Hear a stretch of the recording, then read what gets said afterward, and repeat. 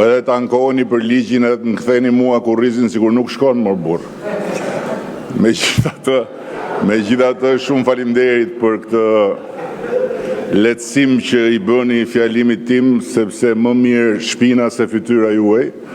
Dhe dua të them që jam thellësisht i prekur nga konstatimi i zotit Noka, i cili akuzoi kryetarin e kuvendit për besnikëri të tepruar ndaj kryetarit partisë, ndërkohë që zoti Noka e ka besnikëri ndaj kryetarit partisë monopol. Dhe nuk ka autoritet konkurrence që ja vë në dyshim monopolin, madje unë do ta quaja besnik Flamur Noka. Kështu që Niko është jashtëzakonisht larg teje Flamur, as mos e ki merak fare se ty në historinë e Shqipërisë mund të afrohet vetëm Shefqet Peçi, ndërkohë që në historinë e botës je rrot me Lejfenin. U ngacmova nga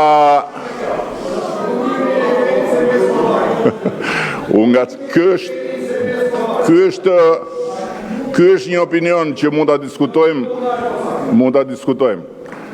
Ndërkohë u ngacmova edhe nga një deputet tjetër. Duhet të ndani juve, duhet të ndani opinionet nga ofendimet. Tjetër opinioni, tjetër ofendimi. Edhe duhet ndani opinionet nga akuzat. Tjetër opinionet, tjetër akuzat. Ndajni këto edhe jeni rregull me rregulloren. Ndërkohë që unë ngacmova dhe nga deputeti që e falenderoj që po më rri përballë, kjo tregon që ligji nuk e ka afektuar, dhe dua t'i them që po isha në Bruksel, edhe Shqipëria hapi të gjithë kapitujt e negociatave, dhe me që më pyete çfarë mendojnë ata për luftën kundër korrupsionit në Shqipëri, po të them që ata mendojnë se si sot korrupsioni nuk është luftuar ndonjëherë në historinë e këtij vendi. Sepse po të mos e mendonin këtë, nuk do t'i hapnin kapitujt e negociatave, dhe në ndërkohë juve nuk e keni kuptuar akoma që në këtë vend punët janë ndarë. Dhe për sa kohë do vazhdoni të bëni këtu prokurorim popullore, për aq kohë do vazhdoni të jeni aty ku jeni dhe gjithmonë më të kurrur. Tani, natyrisht që këtu nuk jemi për diskutuar për ju, po me që më ngacmonin sa herë ju shohë dhe prandaj nuk vi që të mos ngacmohem. Ju thash disa fjalë lidhur me sa thatë, ndërkohë që dua ta nis pikërisht me varfërinë dhe me të ardhurat. Sepse pikërisht këtu tek raporti me varfërinë qëndron edhe arsyeja pse ne jemi sot mandat në 4. Dhe dua ta nis duke cituar Eurostatin, Institutin Evropian të Statistikave. Shqipëria ka një nivel më të ulët rreziku për varfëri sesa Serbia, sesa Malizi, sesa Bullgaria dhe sesa Turqia. Dhe Shqipëria është më pranë mesatares së Bashkimit Evropian në këtë aspekt. Këtë e thot Eurostati, nuk e them unë. Po vazhdoj me një tjetër burim serioz që përsëri nuk është burim qeveritar, lidhur me ndryshimin e peshës së ushqimit në buxhetin e familjeve shqiptare, i cili ishte afro 50% si peshë në buxhetin familjar kur ne morëm detyrën, dhe sot është nën 40%. Ndërkohë që, sipas Bankës së Shqipërisë, jo sipas Qeverisë së Shqipërisë, të ardhurat e disponueshme reale të familjeve shqiptare janë rritur mesatarisht 4 deri në 5% në vit në periudhën 2021-2024. Dhe po e mbyll me Fondin Monetar Ndërkombëtar, i cili jo më larg se pak ditë më parë tha Shqipëria është ndër ekonomitë me rritjen më të shpejtë në Europë. Me politika fiskale dhe monetare të kujdesshme. Këto janë burime të pa dyshimta për pavarësinë e plotë tyre nga qeveria e Shqipërisë dhe nga shumica parlamentare në Shqipëri. Ndërkohë që dëgjova këtu se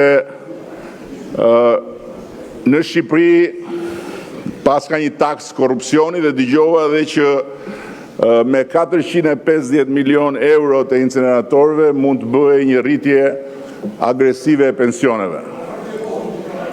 Problemi është që ky 450 milion euroshi është thjesht aritmetika e ati që mua më mungon shumë, por që e kujtoj përmes jush 7-7-42. Ky konstatim nuk figuron asgjë kundi në asnjë nga fashikujt e një çështje të hetuar thellësisht prej shumë vitesh, ku jo 450, po as 45 nuk duken asgjë kundi. Që do të thotë që gënjeshtrat tuaja të vetëdijshme apo të pavetëdijshme janë me 10 herë mbi realitetin.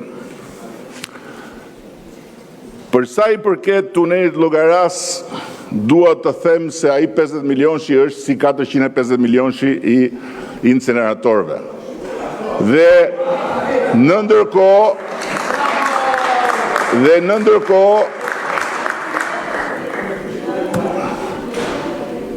rrini fort ligjit andej. Në ndërkohë natyrisht që sot pikërisht pse drejtësia është e pavarur, shqiptarët i referohen drejtësisë edhe nuk i referohen atyre që duan të bëjnë prokurorin rrugëve dhe që pastaj kur dalin në rrugë mbeten kashte koqe, siç më thanë se kishin mbetur përpara një 2 netësh. Dhe e fundit që kam në këtë aspekt është kënga e mjerueshme e fondeve të bujqësisë. Dua t'i them shqiptarëve se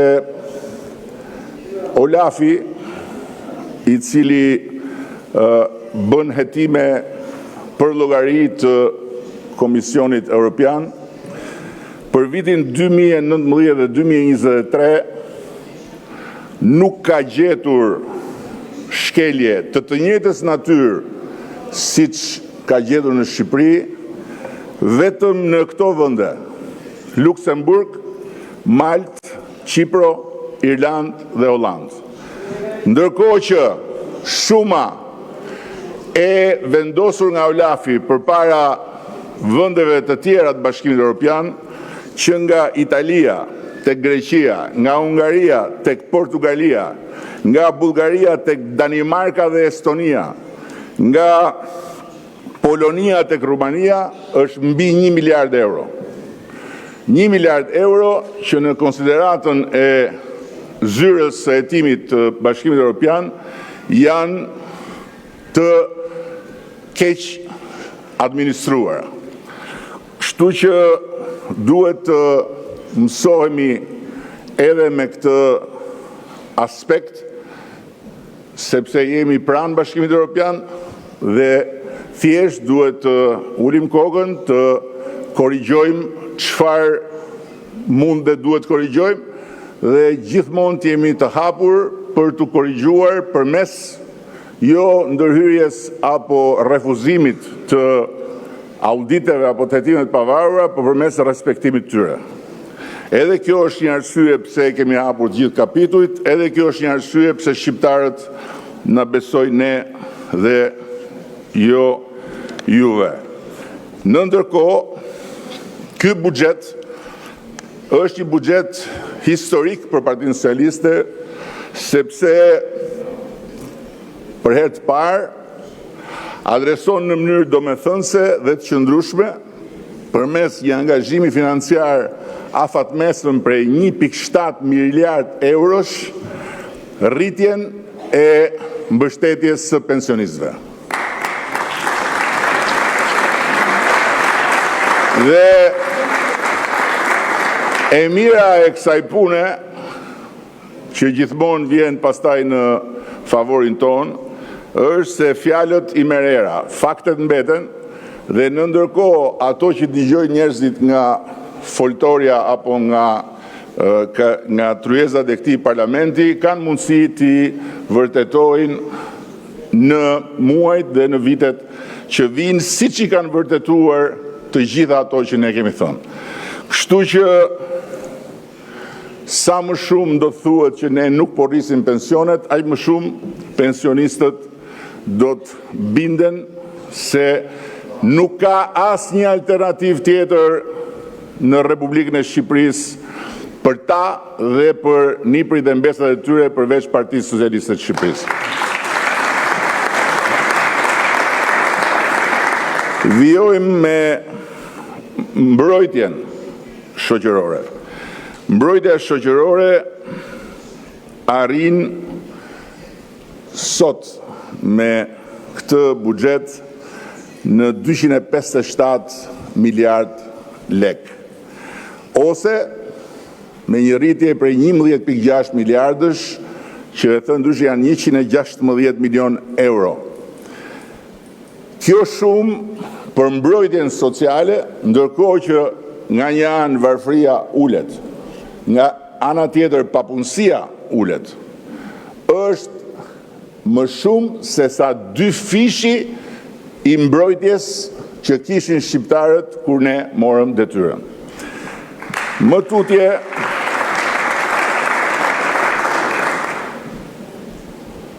pensionistët janë kryefjala e këtij buxheti dhe do të jenë kryefjala e këtij mandati. Por pa diskutim, pa harruar edhe ata që vazhdojnë të jenë në skemën e ndihmës ekonomike, pa harruar përfituesit si persona me aftësi të kufizuar dhe pa harruar edhe domosdoshmërinë për një qasje të re dhe një shtysë të re në aspektin e strehimit, e duke mbetur besnikërisht pranë të gjitha familjeve të reja me vazhdimsinë e bonusit të bebes. Nga ana tjetër, jemi sot në një tjetër vit, me një tjetër buxhet dhe me një tjetër paket fiskale, por mbetemi besnikërisht të palëvizshëm nga pozicioni ynë se deri në vitin 2029 biznesi i vogël nuk do të paguaj tatim fitimi. Dhe atyre që flasin për varfëri dhe që flasin për papunësi dhe që flasin për taksa, duhet ju them se Shqipëria ka nivelin më të lartë të biznesit pa TVSH në të gjithë Europën. 100 deri në 100.000 euro xhiro, biznesi nuk paguan as tatim fitimi, as TVSH. Ndërkohë që deri 140.000 euro nuk paguan vetëm tatimin e fitimit. Dhe në këtë pikë jemi pa diskutim jo vetëm shumë më lart në të gjithë rajonin në mbështetje të biznesit vogël, por me herë. Mjafton t'ju them që pragu i të VSH-s për bizneset vogël në vendin fqinjtë Maqedonisë Veriut është 16.000 euro. Nga ana tjetër, një tjetër zotim i dhënë në pranverë dhe që mbahet në këtë buxhet është rritja e pagës minimale që qysh prej janarit do t'jetë 500 euro.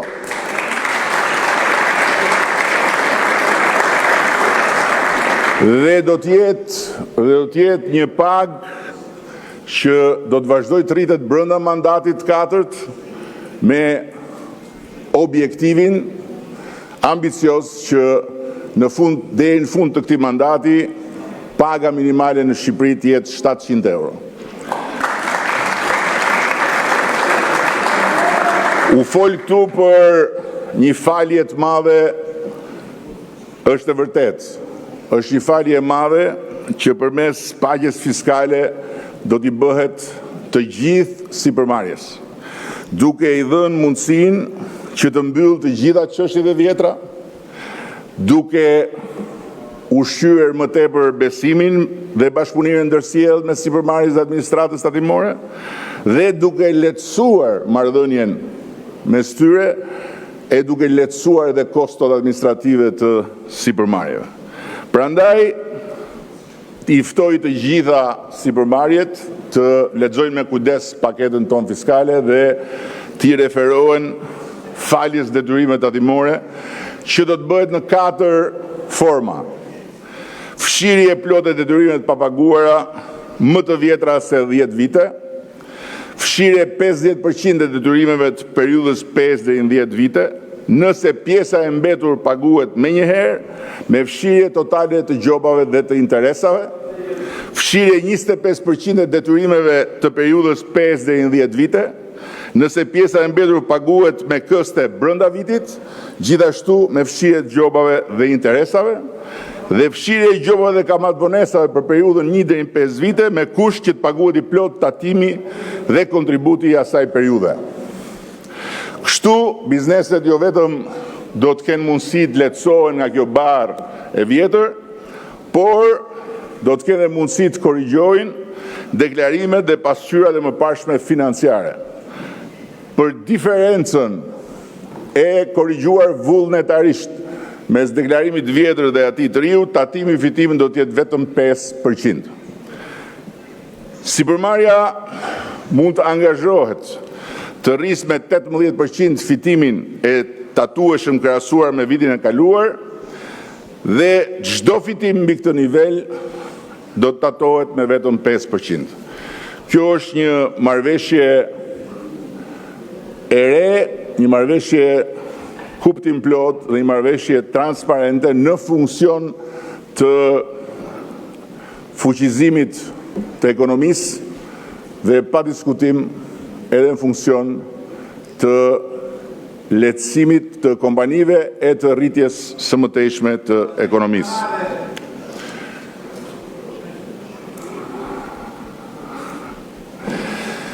Më tutje, dua të them se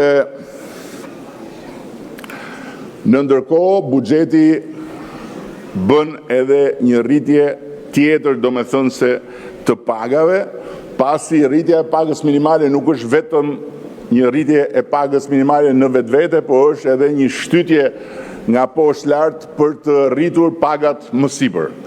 Dhe faktikisht duhet kujtuar se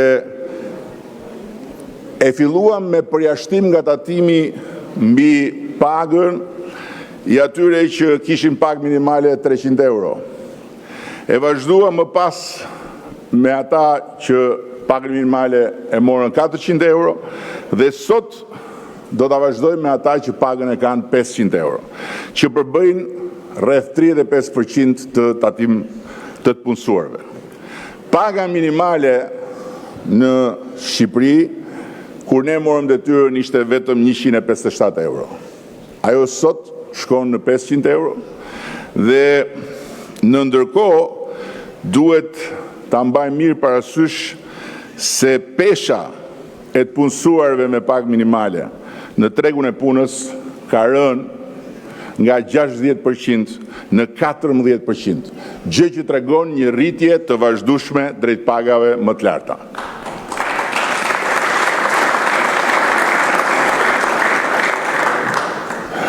Ne kemi dyfishuar pagën mesatare në sektorin privat, e cila sot është shumë më e lartë se ç'ishte, dhe e kemi çuar pagën mesatare në sektorin publik në 1.000 euro, ndërkohë që paga mesatare e përgjithshme është 840 euro.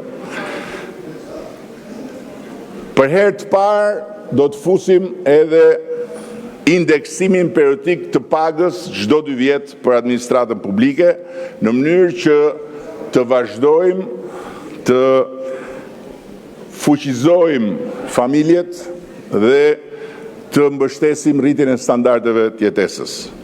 Gjithashtu kemi parashikuar përsëri për herë të parë dhe rritje diferencuara pagash për të mbështetur më shumë punonjësit me paga më të ulta dhe për të siguruar një shpërndarje më të drejtë të kompensimit të gjithë administratës. Kështu si më poshtë 10.600 punonjës shërbimi, sanitare, shofer, teknik, aktivist, arkivist, magazinier, protokollist, do të përfitojnë nga rritja e pagës minimale me 10.000 lekë të reja në muaj. Specialistët administratës publike do të përfitojnë 5.000 lekë të reja në muaj. Mësuesit do të përfitojnë 3.000 lekë të reja në muaj dhe në shëndetësi për herë të parë, përveç indeksimit vjetor, do të fillojë dhe llogaritja e vjetërsisë në punë, gjë që pagën e mjekut përgjithshëm për shembull do ta çojë nga 131.700 lekë në 143.500 lekë, ndërsa pagën e infermierëve do ta çojë nga 87.000 lekë në 92.500 lekë. Të njëjtën gjë, përveç indeksimit me rritjen për vjetërsinë në punë do të bëjmë dhe për punonjësit e policisë shtetit, që për gradat më të ulta do të kenë një rritje mesatare prej 5.000 lekësh të reja në muaj, dhe pastaj, sipas vjetërsisë në punë, për inspektorët nga 18.500, paga do të shkojë në 84.500, ndërsa shtesa do të shkojë në 100.000 lekë. Nën komisarët 95.500 do të shkojnë në 100.000 lekë, me shtesa do të shkojnë në 116.000 lekë. Komisarët sot janë 105.000 dhe në total do të shkojnë në 125.000, drejtuesit e thjeshtë sot janë 130.000, do të shkojnë në 156.540 lekë të reja pagë.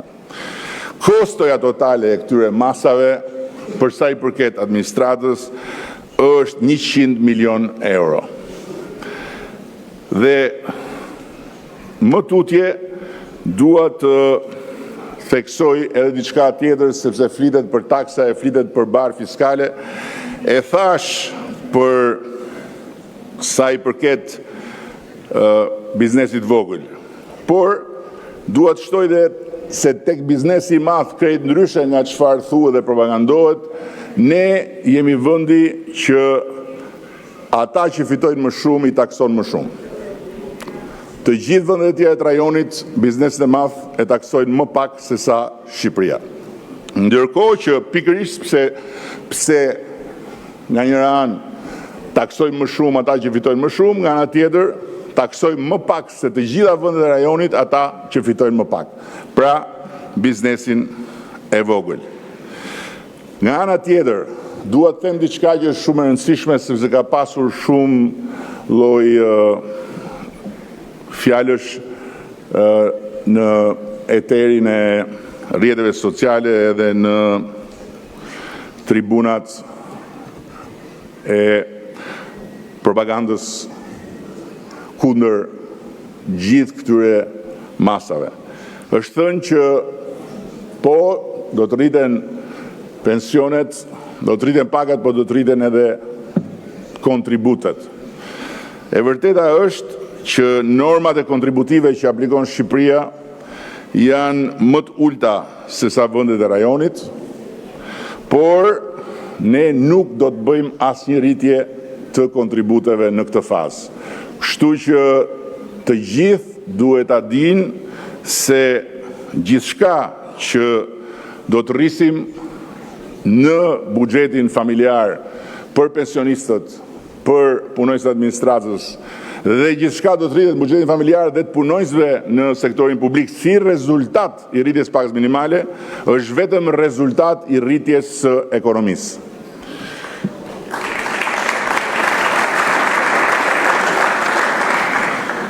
Nuk dua të marr shumë kohë, edhe pse do më pëlqente të vazhdoja gjatë me këtë pamje ekskluzive që kam këtu. Jo më pëlqen, por më frymëzon shumë. Më frymëzon shumë. Dhe kështu me faqe për muri ju pafsha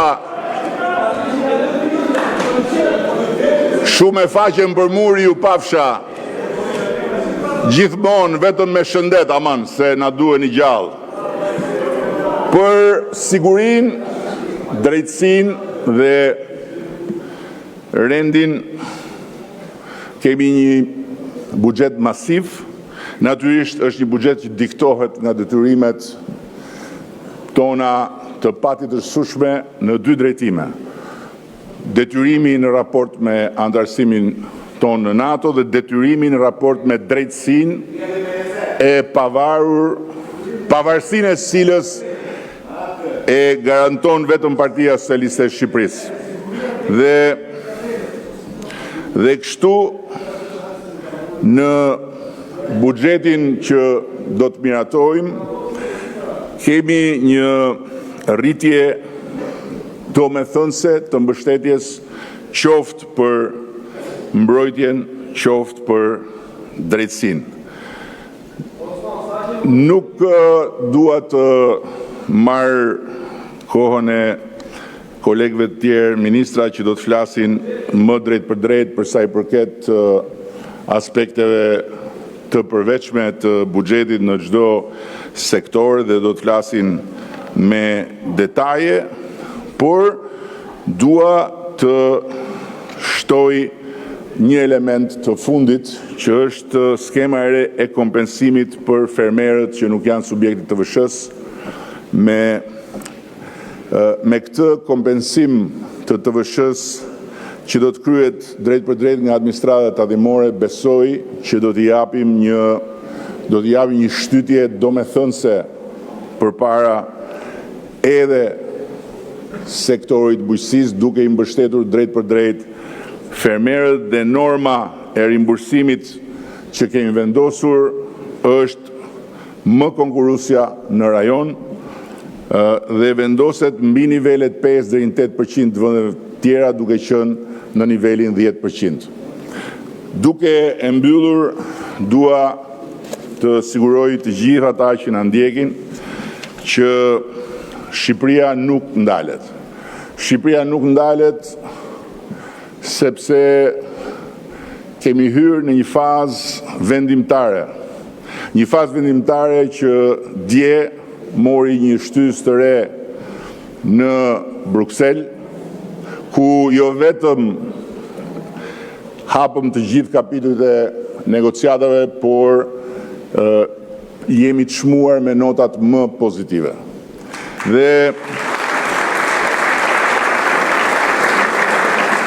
jemi të çmuar me notat më pozitive pikërisht sepse jo vetëm i kemi qëndruar strikt të gjitha detyrave dhe praktikisht sot jemi në vendin e parë për plotësimin e të gjitha atyre kërkesave të parashikuara nga plani i ri i rritjes, samiti për cilin do të mbahet nesër apo pas nesër këtu në Tiranë, dhe nga ana tjetër jemi të çmuar posaçërisht pikërisht për atë që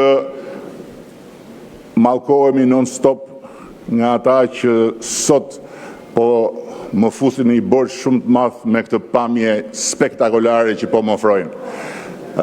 Pikërisht për drejtësinë. pikërisht për reformën drejtësi, pikërisht për pavarësinë e drejtësisë, pikërisht për respektin ndaj asaj pavarësie dhe pikërisht për faktin që nëse sot Shqipëria për herë të parë në histori lufton me korrupsionin, nëse sot Shqipëria për herë të parë në histori heton pa dallim, nëse sot Shqipëria për herë të parë në histori ka vendosur në të njëjtin nivel me pushtetin legislativ dhe pushtetin ekzekutiv edhe flamurin e pavarësisë së pushtetit drejtësisë, kjo jo vetëm është merita ekskluzive e Partisë Socialiste të Shqipërisë, por në ana tjetër botërisht dihet se Partia Socialiste e Shqipërisë është edhe garantja ekskluzive e asaj pavarësie.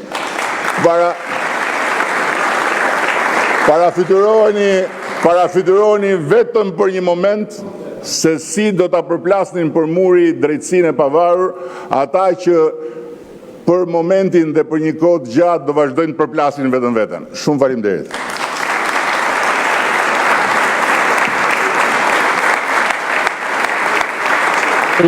Faleminderit zoti kryeministër.